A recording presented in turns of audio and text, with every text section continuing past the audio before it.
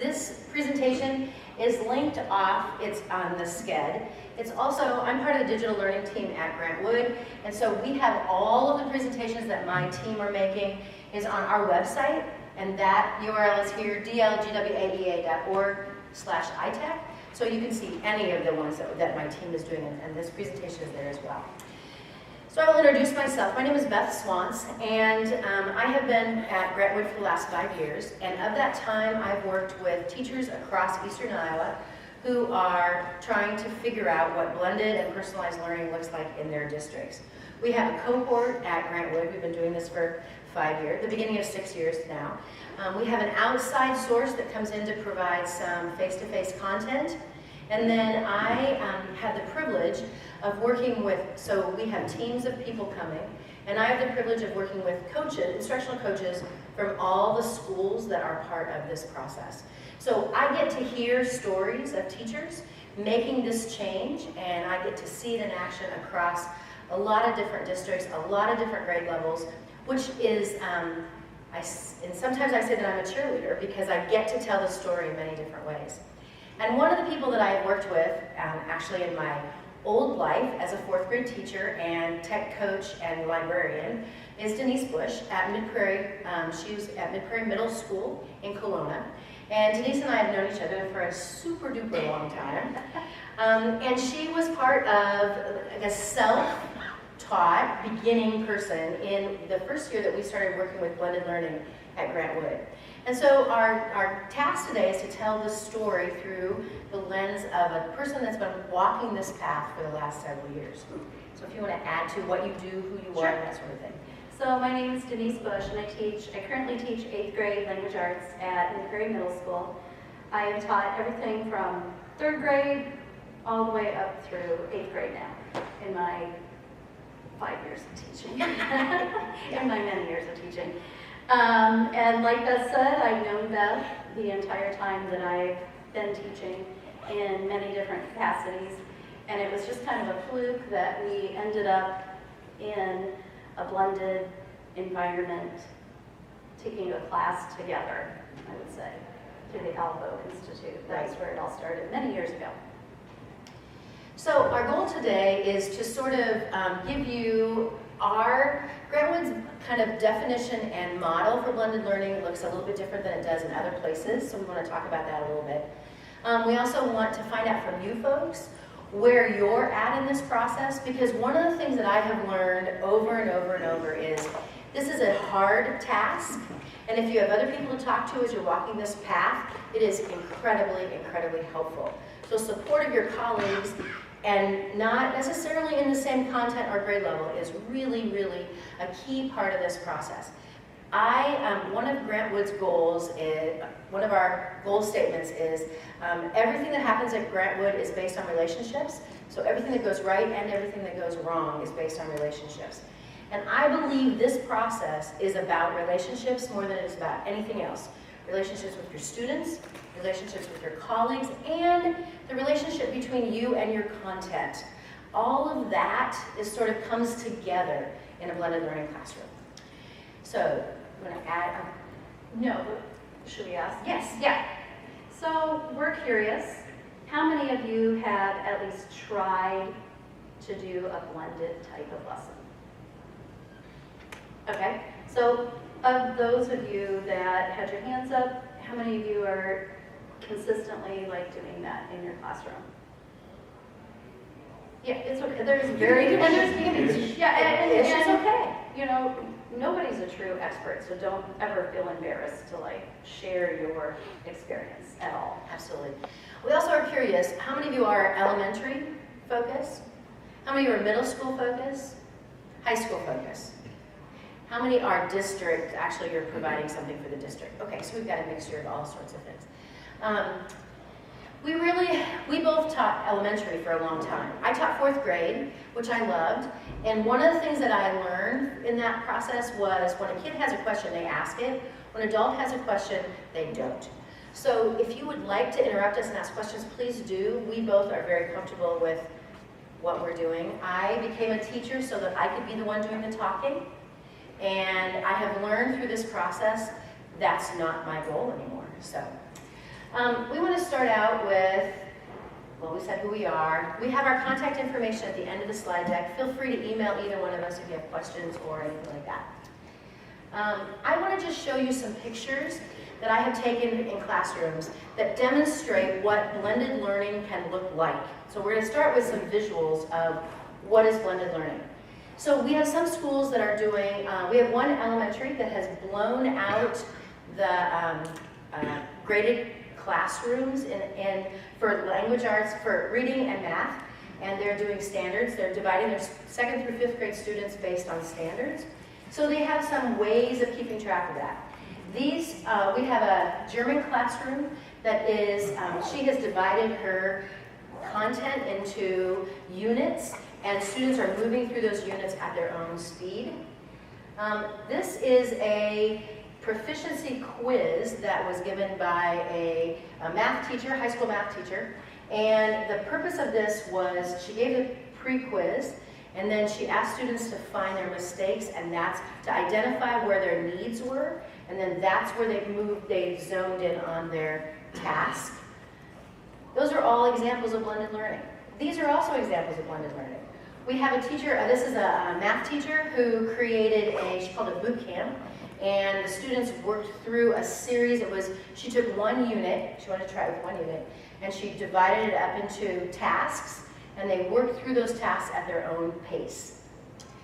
This is an elementary, they share this through several teachers in the same grade, and they have so the Monday, Tuesday, Wednesday, Friday, this is what they give for their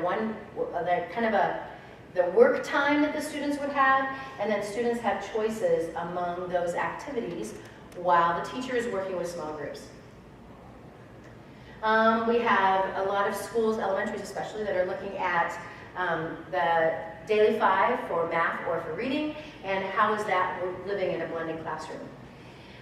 This is a classroom that is not in our blended cohort, but I had a conversation with a parent of a student that was in this class. This teacher does a pre-test, and you notice at the top of these huge graphs it says can do.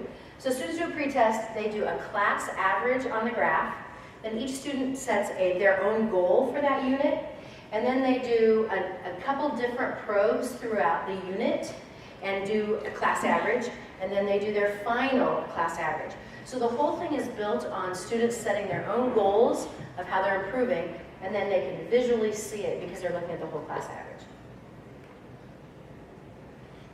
We may just have it say blended learning for a while. So one of the first ahas that I have, I'm a digital learning consultant, which means that my life is spent prior to this with lots of technology, and it still is spent with technology.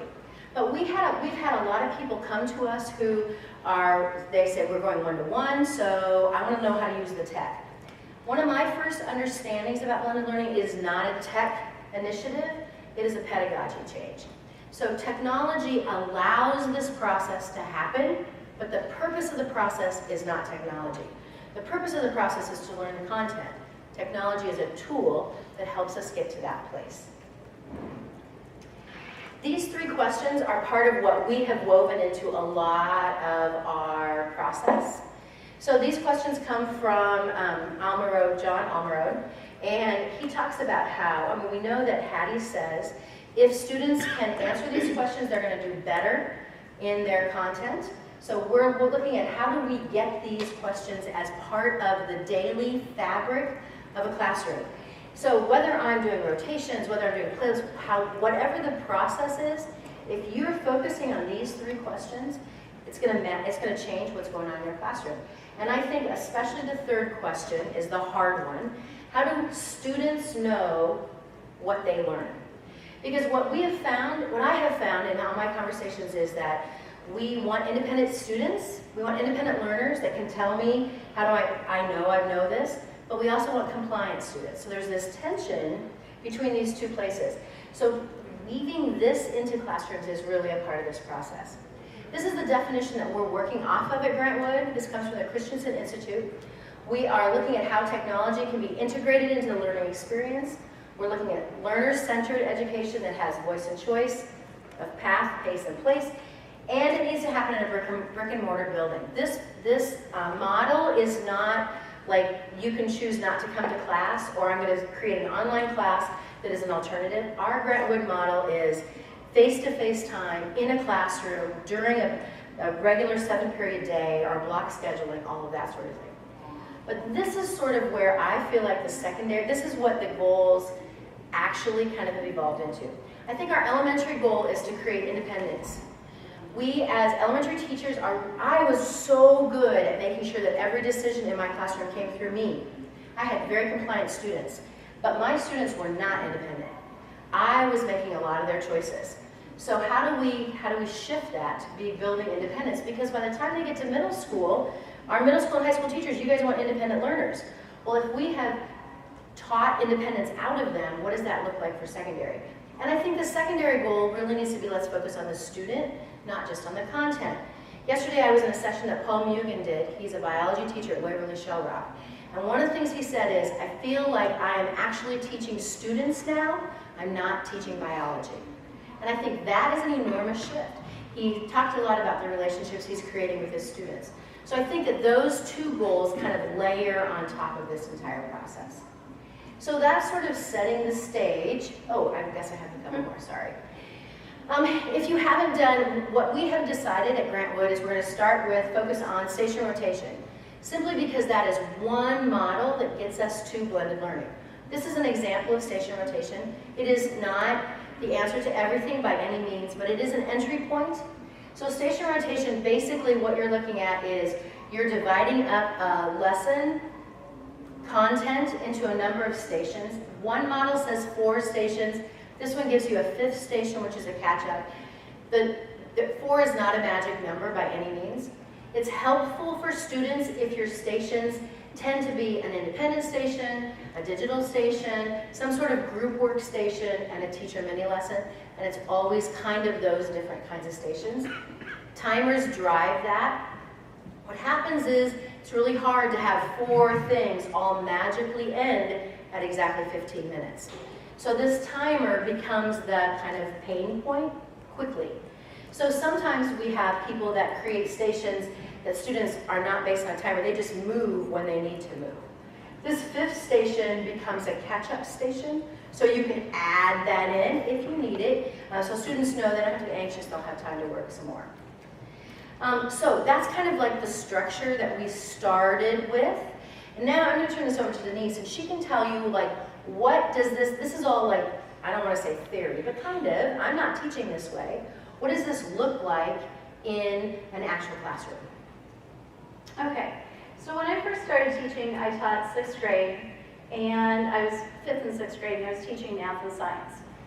And my math, I would stand up front, had the good old, what were those called, the ones you wrote on? Overhead projector. Overhead projector. I had a good old-fashioned overhead projector. We would do math problems together. You know, all 25 kids were engaged and they were learning. And then we would get to the post-test and, you know, those kids, it is their fault that they failed. You know, they did not understand what I was teaching. You know, you always have that handful. Not true. If the kids are not learning, it's really not their fault. It's my fault for not helping them. But teaching in that old-fashioned way where the teacher was in the front and the kids were all sitting out there and they look like they're paying attention. You know, you always have kids that's doodling or doing whatever. Now they're on their phones.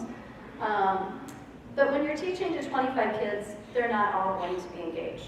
And they're going to lose you after 5 minutes anyway. I mean, think of yourself as a learner. You sit somewhere and you sit and you listen, and your mind isn't always engaged either. So that's how I taught. And then when I switched to 4th grade at a different elementary in the same district, it was kind of that shift where stations came about. So I taught in stations. I would do a whole class math lesson. Again, half of them were lost.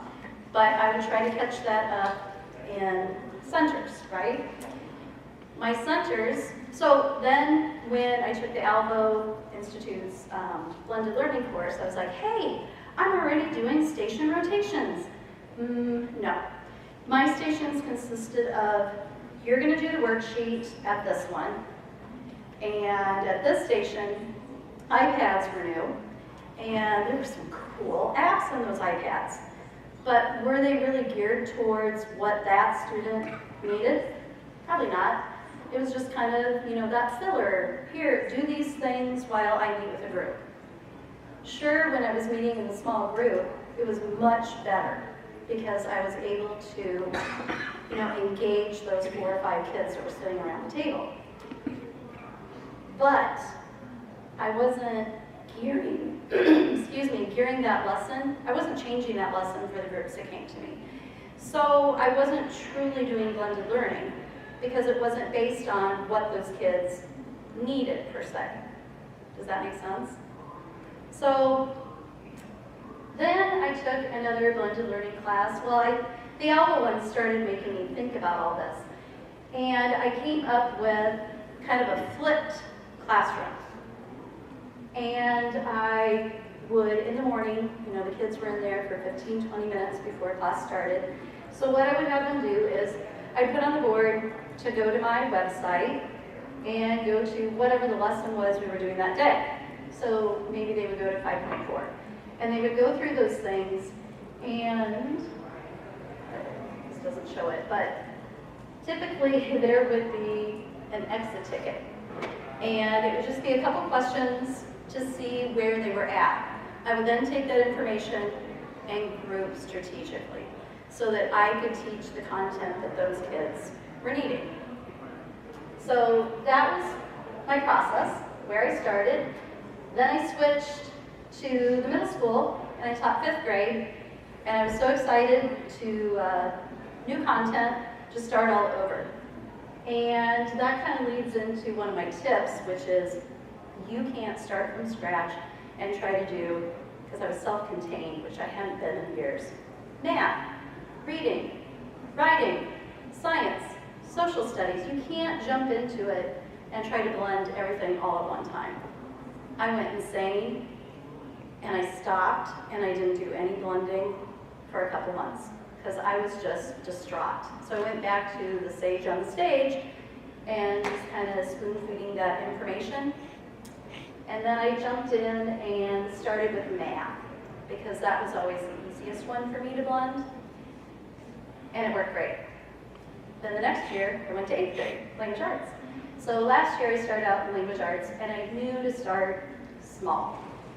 And I'm slowly getting to where I want to be. Why don't you flip that one? So, as I had said, you can't start out, you can't jump in and do everything. You have to start small. Start with one subject, 1 week of planning, 1 unit, kind of go out from there. My language arts teaching partners have decided this year to start blending, and so they're taking the class at Grantwood.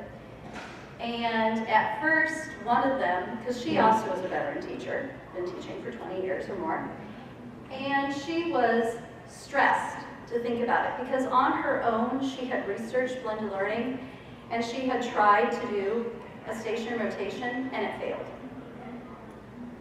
So she was like, no way, I'm not doing that, I'm going to continue what I'm doing.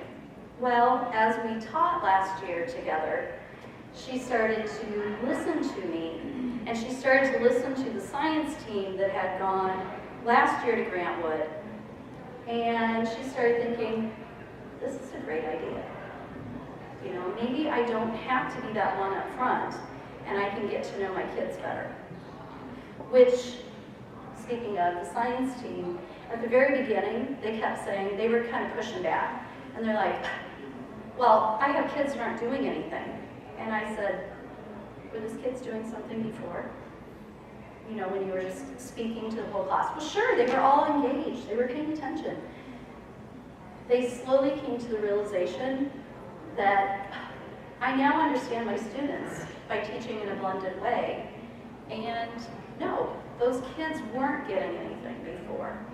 You could tell by their labs. So So one of them said to me, and now I know it. Yeah. It's harder because now I know they're not getting anything. Yes. So I have to do something about it. Yes. So make those small changes, but do it consistently. Keep your goal in mind. It's about the kids. It's not about me. It's about the kids. And think about, what is it that I want them to be able to know and do? The last one there is what freaked me out for 2 years. Personalize does not have to equal an IEP for each student in my class. That's not what personalize means. So if you flip to the next screen, this is how I am trying to personalize. I tried station rotations, I moved on from there, and I went to playlists, and choice boards are kind of just in there, giving kids those choices. But I moved on to playlists, and last year was a struggle with my 8th graders. I tried everything. I tried paper copies, and then I would collect them. They still would get lost. I tried writing things on the board. I tried a digital one, and each kid would get their own copy, and they would have to mark off, but they never would. And we visited Williamsburg, and we saw, I went with the science team, we saw an example of what they called a tracker, which is a playlist. And believe it or not, each kid has access to this in my class. Each class has their own. So the names are down the side, the assignments are across the top, and you guys have access to this as well if you go to, Yeah, on our site. If you just click on it, it will open up this, which you could do if you want. I don't know if it makes it bigger. And I do have screencasts, so you can see how it works from a teacher perspective and a student perspective, but I'll let you do that on your own if you want to. The way that I set this up, the colors, the kind of hot pink color we decided as a team at our school is what kids do on their own.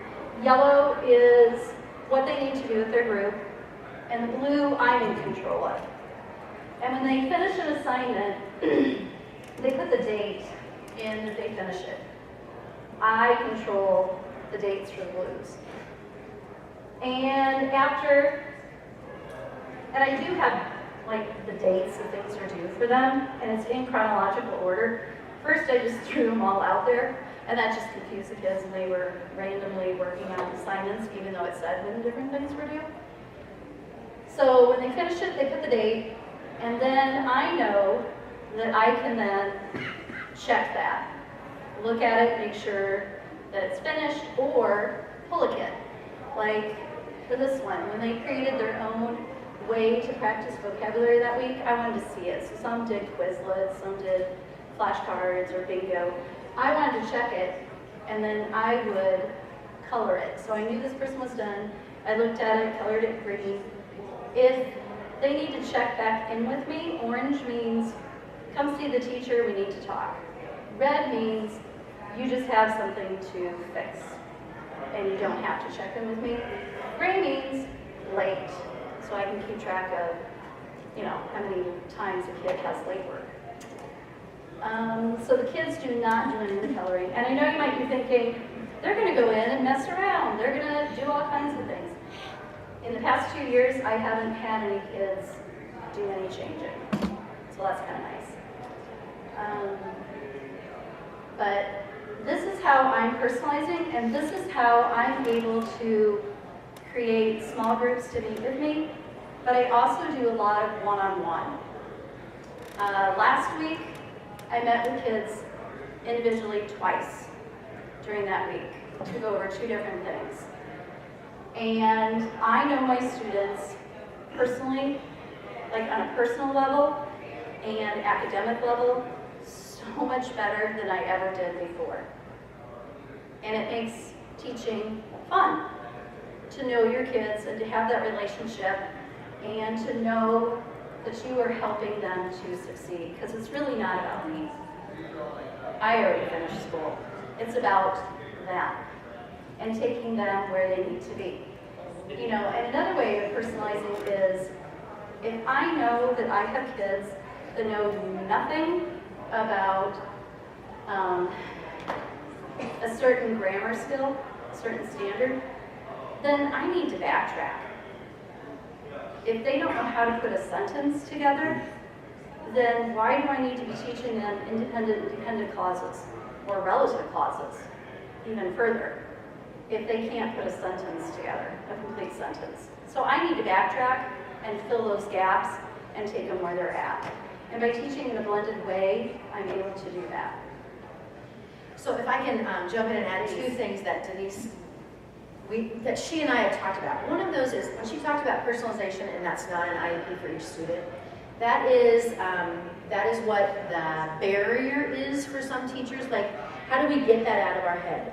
So the way it was described to me, and that has made a difference for me, is instead of thinking of a personalized list for every student, the standards you're teaching are for all students. So what you're really doing is you're helping students connect where they're at with that standard, that personal path. You're helping them personally connect to the content. And you are a content expert, so you know your content and you know your kids. Now you're going to help them connect to that. So creating like a list IEP kind of a thought for every kid is not necessarily the goal that we're getting to, because they're all getting to the same content.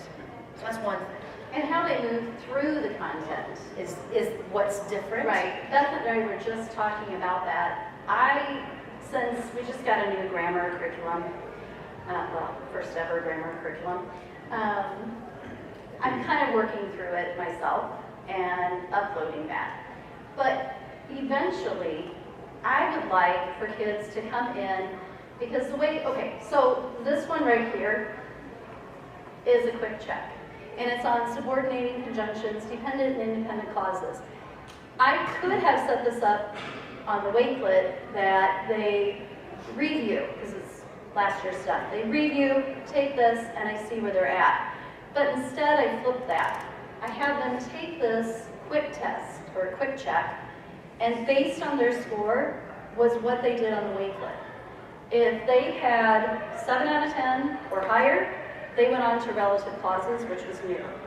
If they had less than that, then they did the review of those things. Does that make sense? There's no reason that if they get 10 out of 10, should they really be reviewing the content, or can they move on? So I would like to continue to do that, but then next year, kids can move through the grammar content kind of on their own, with checking in with me, because that's part of it. After they're done with the Wakelet, it says at the bottom, check in with Busch. So one of the other kind of things that comes up when you think of our image of personalization is, but students really need to know how to work together. So this is sort of a hybrid, like what we're aiming for is a hybrid, so that the teacher is still guiding this process. It's not an online program that's guiding the process. And they're also working on those skills of the 4 C skills: communication, collaboration, critical thinking, and creativity. So how does that live in the classroom? The other thing that we talked about, that I said something to Denise that caused her some consternation for a while. So when I was teaching 4th grade, I always had lists on the board that students were supposed to do. Like, I didn't call them anything special. It just was, here's what your task is. The difference is that while they were working on those things, I might have been checking my email, I might have been grading papers. What I needed was a block of time that I could work as they were working. That's not this model. This model is creating that list, creating those tasks for students that move their learning forward, so you are freed up to work with other students. Like, that's the whole purpose of this structure, is giving us space to meet kids' needs where they're at. And that's kind of the change from the way that I would have done it in my classroom. I mean, as an elementary teacher, we use small group, we use all these things all the time. But I did not capitalize on building independence or helping students do those things. So we had this conversation, like, but here's what I'm doing. I must be doing it wrong. It's just like giving them a list. And then she didn't go on to say the part about how she was checking papers. So I'm like, oh my God, I'm giving them a list too. So what am I doing wrong? And she's like, but Denise, what are you doing while they're working? I'm like, well, I'm meeting with kids. Okay, I was checking papers. I'm like, okay. But the other thing is, the way I learned how to do small groups was, If you're sitting with me, this group is really important. That's busy work, that's busy work, that's busy work. So you're involved with something because the only really important place is with the teacher. This says every single place you are is very important. Yeah, That's a difference. there's no busy work on my playlist. The other reason I like having one playlist for an entire class is I can look at this at the end of the class period or even between when I'm meeting with students, and I can say, you know, what's going on with this kid? They got their work done on time here, but they're not completing a lot of other work. So I don't have to wait until like the end of the week to be like, where's all your work? I can check in with that kid that day, that moment, to see what's holding them up. Do you have questions about the way that she's using the tracker in her classroom? Or ideas? Or are any of you folks using something like this that you could also kind of share the expertise in the room? Don't be scared to speak up. Because if you have a better way, please let me know, because This is iteration like, 97, right? Do you want to go true onto it? yeah, we can quick look at that. So I did set up a Google Classroom just to kind of give you an example. Do you want to click on it? Of how I set it up. We use Google Classroom. I don't know what kind of systems. How many of you use Google Classroom? What other types of? Like an LMS or a website? What is it? Canvas? Yeah. So, like, a teacher asked me, so are the modules in Canvas basically a playlist? Yes. I mean, that's basically creating that playlist kind of task as well.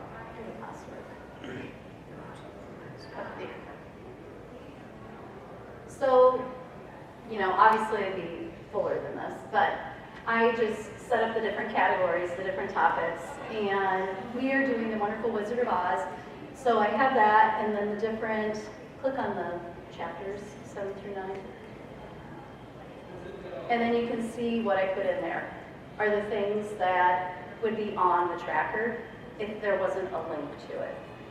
And this is another way that I give the kids down here the first quarter. You can open that. So I know there's lots of different theories about having kids show you that they read, or because really my ultimate goal is I don't really care. I want them to read and to enjoy it. But I was kind of floundering with that because kids were not finishing any books. So I did need to keep track. So we do each Monday, I have them log on here to tell me how far they are in their book. And if it's the same book, then they just kind of fill in, this is my next page number. So I can keep track, are they reading, are they finishing books? But the choice involved are the things over here in the kind of squished caterpillar yellow colored. They have choice in how they're going to tell me about the book. So you can also look through this. This is not like, I don't know, genius, but it's just kind of my way of allowing them that choice of how they're going to tell me about the book. I just want something short and simple. These are links. This is to a Padlet where they can do a book review. This is an emoji story map. And then just other ways that they can show me. So one of the things that came up in a session I was at yesterday, Mandy Froelich said, it's really important to teach students choice. Because just opening the door and saying, you can decide what you want to do, is too overwhelming for a lot of students.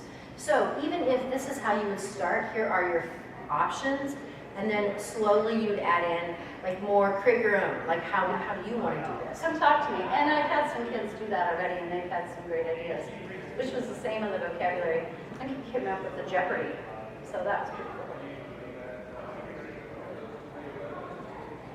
I think that's about it. I mean, they can peruse around them. Questions that you have at this point?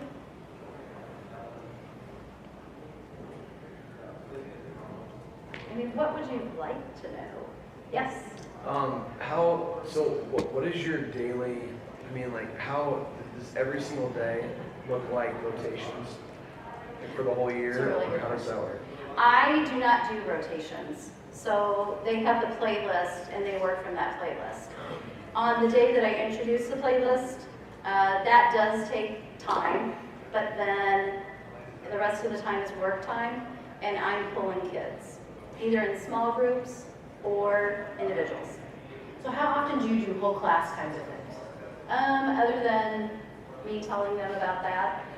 After we were reading, not very often. The only other time that I really do whole class is when we watch that part of the movie that goes with the book. And then we do talk about how they're different. And we kind of take notes on that. But I do not do a lot of whole class. Last year I did more because I was learning the content myself, because I had never taught 8th grade. And it was just easier to start that way. So one of the things that we know is if you're learning the content with the students, this is really overwhelming. Like, you have to know your stuff before you start kind of adding these things in. I think the other thing, I mean, this journey for Denise has been 5 years in the making. So it's also about building on time after time. One of the things that I can tell you about the rotation piece, when I have teachers that just do a rotation and say, okay, it bombed, rotations often need to happen several times in a row so that not only you feel comfortable, but also your students feel comfortable with it. This is a different way of offering content. So it takes some repetition and some to make it feel normal. Otherwise it feels like an event. We're going to blend today. Some people, that's the way they want it to be, and that's perfectly fine. Others are getting to be where it's an event if we do a whole class. The way we normally deliver content is in these other models. And with that, I forgot what it was. It had to do with the rotations. Other questions? So I have a couple of things, this kind of goes along with that. So this model was shared with me by a math teacher, secondary math teacher. And they wanted to try rotations, and they were very concerned about how this was going to work in their classroom. So the first day she did it, she had 4 stations, but each station was exactly the same. And the teacher was in the middle putting out fires. So none of the stations included the teacher. Oh, that's what I was going to say, is you have to take yourself out of the equation when you first start because your kids don't know what to do. Right, right. So one thing that I often suggest is your first attempt at stations should not be a heavy cognitive load, something that is a review, something that is a team building, something that is different, so they can work with that process. It's really important to have clear expectations. It's really important to have clear instructions, because you want those stations to be able to kind of exist on their own without you. So this first is just setting that process up. The second time she did stations, she just had 2 activities, and 2 of her stations were one activity, one, they were doing the same thing. These other 2 were doing the same thing. Again, she was in the middle, just making sure that it was going to work. And then after the timer went, they flipped. If you were a 2, you became a 1, and they flipped over. Then eventually, she got to where there were 4 stations, and she was one of the stations. So a couple of other things that I can mention in this process. I was in a secondary social studies classroom, government I believe it was, and one of the stations, like she had these plexiglass stands, and that's where her directions were, sitting in a group of desks. So like this station over here was the students had to complete a worksheet together. It was like they were working together on it. And then she had the answer key slid in the back of those directions. So she was teaching a group, and I was watching. This group that was working on the worksheet, they got to the end of it, they pulled out the answer key, and they talked through it all, and then they looked at the answer key, and they talked some more. Like, you could tell there was a problem. And this went on for a few minutes till finally somebody went to the teacher and said, yeah, we don't agree with answer number 4. And she said, oh, that's right, I have the wrong answer on number 4. She was horrified because here was this person from outside watching. She felt like she had crashed and burned. The truth was that group discussed and discussed and discussed that content because the answer key did not match what they thought the answer was. It was this wonderful teaching moment of how you could use answer keys in a completely different way. how can you, so it's not always just these are the right answers, I just need to check them, but how do you actually make that live in a different way? There was another thing I was going to say about that, but I lost it. I don't know what the second thing was. Anyway, the rotation piece, it also is, it builds. I mean, like, you just, it builds. Oh, I know what. Another classroom I was in, each of these stations, she had a 3-ring binder sitting in the middle of the station, and that's where she put her directions to each of the activities. So the red, this station back there was red, always the directions were in there. Then she could reuse the directions, and the students always knew where the instructions were. So how you set these up from the very beginning to make these students be as independent as possible. Another thing, another aha that I had in September when we had our training at Grantwood, we had a group of teachers together that were all from the same district, and a few of them have been doing station rotation for a long time, and some were brand spanking new to it.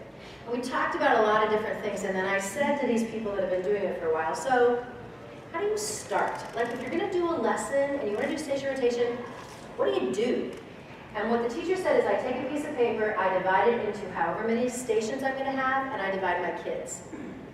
Never have I had it explained to me that you divide your kids first, and then you figure out what activities you're going to offer those different groups.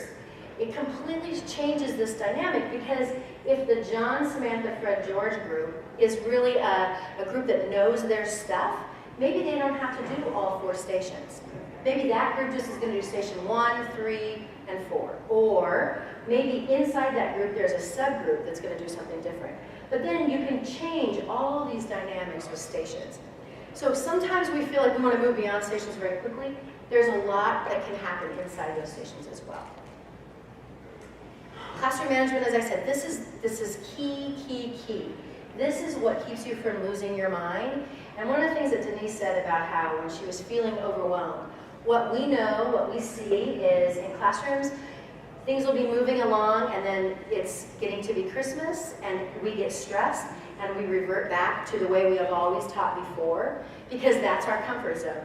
After several years, that comfort zone is shifting for the classrooms that I see this happening in. Very clear expectations, very clear timers, all the kinds of things that students need, clearly out there, so they do not need to come to the teacher for those questions. And although I don't do station rotations, and so I don't do the timer thing, kids are just working at their own pace, I do put on there when they need to have this done by, so that it provides guidance for them. Oh, instead of just throwing out all these things they need to have done by Friday, well, they're not going to move along. They need order. And when I first started doing the tracker with them this fall, I actually put on there estimated time that it will take you to do this activity. So they could say, huh, I've been doing this for 30 minutes and it should have taken me 5.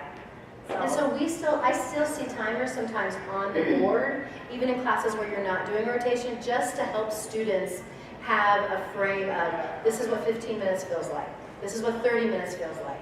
Because what they're used to is us as teachers telling them what to do next, and the bells driving their decision making. This is helping them create some of that internal self-regulation. We'll put up a timer on their Chromebook too. Yeah, that works as well. So just more examples of classroom management kinds of tools. This is what I saw in one classroom, which I thought was kind of brilliant. So those 3 questions we started with at the beginning: what am I doing? How do I know I have got it? And what am I going to do next? Basically that. So this teacher said, today we're going to do this, so that we can, this is like the bigger standard, and then I've got it when. This is your, like, how do you check in with where, how does this all process fit together? This is also something that I would strongly recommend as we're thinking about moving to a more learner-centered, that's what this whole focus is about. I was in a school building where Kahoot had been introduced at a PD on a Friday. And I was back in that high school the next week, and I walked down the hallway, and I heard Kahoot in every single room down that hallway. And all I could think of is, oh, those poor students. Because Kahoot is really fun the first time, but the 8th time, it's not so much fun. So thinking about, well, how does a whole day exist for your students? So one of the things that we've been starting to suggest is shadowing a student. What is it? And then having some conversation about what is it like for that student. Do they have times where they can kind of not be in a taking it all in mode? Do they have, like how does this look for a student? I think that this is a really important conversation to continue to have. How are we creating places that honor them as growing into learners and adults? And how would we feel in those situations? I know how I feel at the end of the day at a conference. I'm exhausted. That is their life every single day. I just think we need to kind of keep that in the back of your mind about that. I also put together, this is just a getting started. So these are a whole bunch of resources. They are not resources that I claim. They're places I have borrowed from lots of others. If you, I'm just going to highlight a couple. One of them is this Blended Learning Joshua Oberg CCA High School Math. This is a interview that Denise Crafting from AEA Online did with Joshua Oberg, who is doing a personalized geometry in high school classes. And he talks about his journey, how he got to that place. It's a very interesting interview. And if you're thinking, like, how does this look in a math, this gives you some ideas. I would highly recommend Catlin Tucker if you are, she does station rotation in her classroom. She is a secondary language arts teacher in California. And Houghton Mifflin contracted with her to do some videos, which we have, I have a playlist link up here. She did some videos about station rotation and playlists, and they're fantastic on YouTube. Great place to look for some secondary view of what this looks like. We also have some playlist choice board checklist examples. There's some station rotation lesson planning templates, and just some videos that show you what does this look like in a classroom. So we have done a lot of talking, and we are very close to being at the end of our time. Anybody have any questions that we are finishing up with here? Yeah. Yeah, so I teach high school accounting, so I kind of do like the playlist thing, but it's like anyone who's good at accounting, like once they're done, they want to be done, right? You know, so like I'll have kids who fly through it, do the whole chapter in 2 days. And then what? And then what? You know, it's like yeah. So yesterday I was in Paul Mugen's session, and he was talking about, he teaches biology, and he has a student that's going to be finished with her semester biology work before Christmas. And he had a one-on-one with that student and said, Sally, what else do you want to learn? So she wants to become a veterinarian, so she's going to research that. But I wonder, like, is this something that you connect with them and say, well, do you want to put this accounting, like, do you want to do a plan a business, or connect with a business, or like, but let them open the door to some choice for them to apply it? That would be my suggestion. Yeah, application would be, you know, in a fun way for a high school student, you know, trying to, yeah, I know, and that's difficult. Yes. Because the older they get, the less they really want to continue on. usually they want to work on their chemistry because they don't have or something. Yes. And we have, I mean, I was in one class where the teacher said, when they're in this classroom, the time is theirs, and if they want to work on chemistry, they work on chemistry, because right now that's a higher priority.